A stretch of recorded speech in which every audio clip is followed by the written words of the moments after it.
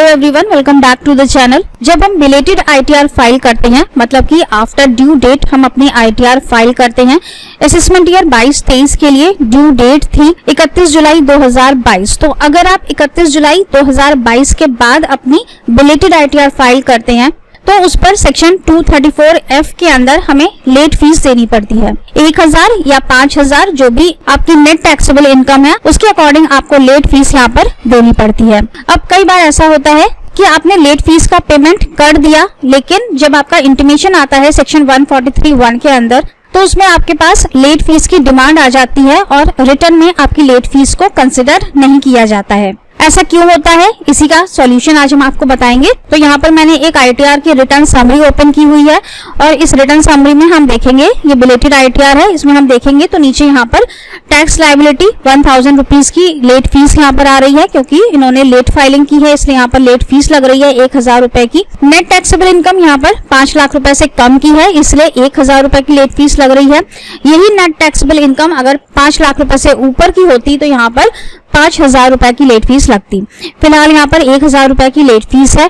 तो अगर हम यहाँ पर प्रोसीड पर क्लिक करते हैं तो हमारे पास ये पे नाउ का ऑप्शन आता है और यहाँ पर आप नेट बैंकिंग यूज करके इस अमाउंट का पेमेंट कर सकते हैं। अब यहाँ पर हम मिस्टेक क्या करते हैं कि हमने पेमेंट तो कर दिया, लेकिन इसका जो चालान जनरेट होता है वो चालान डिटेल्स हम अपने आईटीआर में नहीं डालते हैं और अपने रिटर्न को सबमिट कर देते हैं। अगर आप इस तरह से कर रहे हैं तो आपकी ये लेट फीस कंसिडर नहीं होगी, क्योंकि इस लेट फीस का जो चालान है उसको आईटीआर में एंटर करना बहुत जरूरी है। इसे हम कैसे अपने आईटीआर में दिखाएंगे, आपको पेमेंट कर देने के बाद रिटर्न समरी पर जाना है। यहाँ पर आपको टैक्स पेड का कॉलम मिलता है, यहाँ पर क्लिक करेंगे।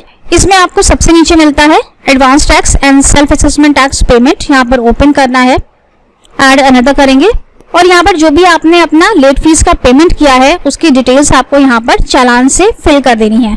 बीएसआर कोड है, सीरियल नंबर ऑफ चालान है, डेट ऑफ डिपॉजिट है, यहाँ पर अमाउंट देकर इसे ऐड कर देना है। इस चालान को ऐड करने के बाद ही आपको अपनी आईटीआर को सबमिट करना है। अगर आपने ये लेट फीस पेमेंट का चालान यहाँ पर एंटर नहीं किया तो आपकी जो लेट फीस आपने पे की है वो कंसिडर नहीं की जाएगी और उसका आपको डिमांड नोटिस आ जाएगा। यहाँ पर एक दूसरी जरूरी बात भी आपको ध्यान रखनी है कि जो भी सेक्शन 234F की लेट फीस आप पेमेंट कर रहे हैं वो आपको सेल्फ असेसमेंट टैक्स की कैटेगरी में ही पे करनी होगी। जब हम चालान नंबर 280 को फिल करते हैं जिसमें कि हम टैक्स का पेमेंट करते हैं तो वहां पर आपको 300 नंबर सेल्फ असेसमेंट टैक्स को ही चूज करना है। अगर आपने रेगुलर असेसमेंट 400 को चूज कर लिया तो आपका टैक्स यहाँ पर कंसिडर नहीं किया जाएगा, वो अलग हेड में चला गया। तो आपको यहाँ पर सेल्फ असेसमेंट टैक्स को ही चूज करना है। साथ ही आपको असेसमेंट ईयर का भी ध्यान रखना है कि असेसमेंट ईयर 22-23 ही होना चाहिए। इन केस आपने लेट फीस का पेमेंट कर दिया है लेकिन आपने चालान डिटेल्स को यहाँ पर एंटर नहीं किया, आपने अपने आईटीआर को फाइल कर दिया और आपके पास इंटीमेशन में लेट फीस पेमेंट का डिमांड का नोटिस आ गया है, तब आपको क्या करना है, तब आप अपनी आईटीआर को रिवाइज कर सकते हैं, क्योंकि अभी रिवीजन की डेट एंड नहीं हुई है। 31 दिसंबर तक का आपके पास टाइम है। 31 दिसंबर तक आप अपनी आईटीआर को रिवाइज कर सकते हैं और रिवाइज करते टाइम आपने जो चालान की डिटेल्स नहीं डाली थी वो आप टैक्स पेमेंट के कॉलम में आकर एंटर कर दीजिए और अपने आईटीआर को रिवाइज करके सबमिट कर दीजिए। तो ये सिंपल सा सॉल्यूशन है। अगर आपके पास डिमांड का नोटिस आ गया है 1000 या 5000 रुपए की लेट फीस का पेमेंट का। आई होप कि आज का वीडियो आपके लिए यूजफुल रहा होगा। Thank you so much for watching this video. Stay safe and healthy. Bye bye.